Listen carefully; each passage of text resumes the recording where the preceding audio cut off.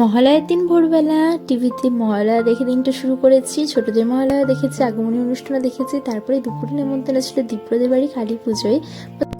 প্রথমে গিয়ে আমরা সবাই ভোগের প্রসাদ খেয়েছিলাম, এরপরে ফল প্রসাদ, খিচুড়ি এগুলো খেলাম, এরপরে ভাত, ভেজ ডাল, ঝুড়ি আলু ভাজা আর এই ছেঁচড়া ডাল, আর ছেঁচড়াটা খুব সুন্দর হয়েছিল।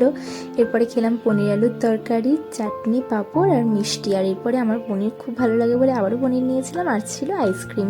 তো এইভাবেই আজকে দিনটা কাটালাম। কেমন লাগলো জানিও।